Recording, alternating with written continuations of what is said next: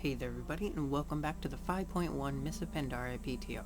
My name is Daesvail, and this is going to be the last video I'm able to do for the 5.1 PTR, as it comes out tomorrow, November 27th. It was confirmed by Zarhim on a tweet, but it's hard to find right now. You have to really, it's been confirmed on MMO Champion, but you have to look for the tweet if you're looking for the actual confirmation. I don't know why MMO Champion didn't put it up there, but I had to look around to find it, because I was kind of confused as to why they would confirm it without having the tweet or post or whatever put up there as well. But to recap some of the things I missed because of Thanksgiving and family and everything, I'm just gonna go over a couple of little things that were added in and changed, so that it's like quality of life things, not super important. But one of the additions was now when you have a growing plant, you'll have something pretty convenient. You'll have this, the little debuff that says wait for it growing, and I'll show you how long it will take until that plant will sprout into a fully grown plant and you can harvest it. This will be really handy for people who are just getting into the tillers farming and haven't gotten into the rhythm of this is when I'm going to plant my plants, this is when I'm going to be able to harvest them, and know when to harvest your plants and replant them before the plants regrow again. And also with runty songbells, or runty plants in general, they were kind of hard to notice, and sometimes you wouldn't be able to tell, and I know I've missed not that many, like maybe one or two here and there, but you would miss them because they're so tiny and they look exactly the same. But now they have this little animation over them that has the three orange, like, exclamation points almost, to signify, I am here, come and pluck me. Once you pull it up, they will disappear and it will turn back into a growing songbell. So it's very nice, and then there you go. Now it has the buff for growing. Some other quick little changes was that with archaeology there was two little changes that didn't really get much notification because overall it's not that important. But you can see here that the Mogu statue piece and the Pandaran pottery shard now have their own icon. They on live right now have the same icon and are pretty bland, so this is a little easier. You will be able to identify them with just a glance at which one is which and which one you will be needing if you're going to be going over and doing some archaeology. As far as I have seen, and from all the information data mined, there will not be any new additions to either Pandaran or Mogu archaeology. So while they did change those, that's all they did. Now another cool change that I want to throw in before the end of this, filter out the vendors and the drops. There were two new animals thrown in on Dark Moon Island, which this wasn't really announced but is announced. Like, it kind of got thrown in the middle of all the patch notes. There are two new pets, which is the crow. So while smaller than the infamous ravens of Gilneas, crows are no less clever or cunning. And the Dark Moon Glowfly, which actually, if you look at his attacks, he has pretty decent moves. I mean, Glowing Toxin and Confusing Sting and Dazzling Dance Sting. Pretty much a lot of dots, which I like dots, so yeah.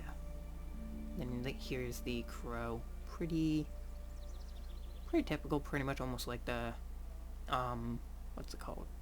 Ghanaian, can't remember it. Raven. And also with tailoring, you can now filter just for the profession. You can get an Imperial Moth, which you can see if you were to go over to, oops, forgot that I was typing in there.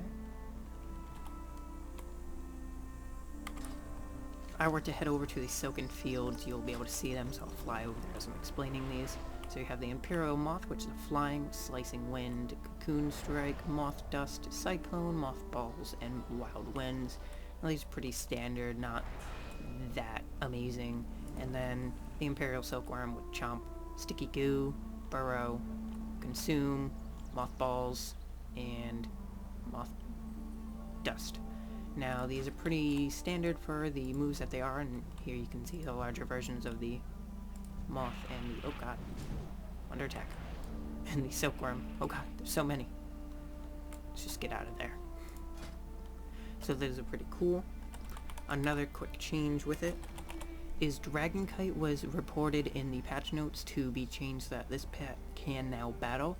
Although you can see right here that the pet cannot battle as of right now. Oh, bother, I am under attack. So I'm not sure if that just hasn't been added in yet or not. We will see once the patch goes live. So that'll be pretty interesting to see. And then a cool pet achievement you can get if we go into collect all the way down. You can now get Mr. Bigglesworth, which I did report on this before, but you can get him by raiding with leashes, which is achievement, gets you 10 achievement points, and you have to go in to all the old raids, such as Nax. Oop, I need to filter in the drops now. Oop. Oop. There we go. And yeah, there we go. But such as Stitch Pup, Giant Bone Spiral, Fungal Abomination, AQ40. Yeah, that's AQ. No. Yeah, that's AQ40. Yeah, 40 I'm thinking of. Blackwing Lair. And Molten Core. Now also, older raids were made so that you do not need a raid group to go into anymore, and some bosses such as in Encourage, such as Viscidus, he was made a little easier to solo. They made this because, well, there's so much old content now, and we're spending 90% of our time or more in Pandaria now.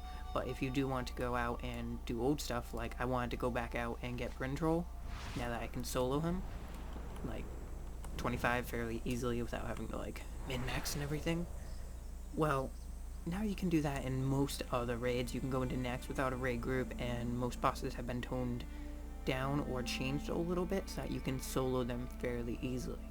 Now this is a cool change, and it'll make a lot of stuff be able to be just, it's a quality of life improvement, is what I'm trying to say. It's just, there's no real rhyme or reason for it other than, hey, people like soloing stuff and doing old content just because it's there and they want stuff from it, for transmog or whatever. Oh, hello little bandicoot.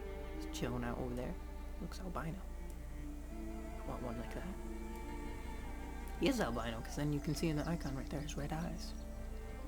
But this will be the last video for the 5.1 PTR. I'll be doing a recap on other things when I can, as usual with the Beyond the Mists. I was going to do one to recap everything in 5.1, thinking this was going to be coming out next week, but it looks like it's going to be coming out a little quicker than that, so I apologize for that, and I apologize for the lack of videos to cover some of these scenarios and dailies. I didn't want to burn myself out with the dailies, seeing as I'm going to have to do them in live, and also with the scenarios, I'm going to do them in live too, so I didn't want to burn myself out for live, and hey, it's been Thanksgiving for the past week, and I've been very busy with family.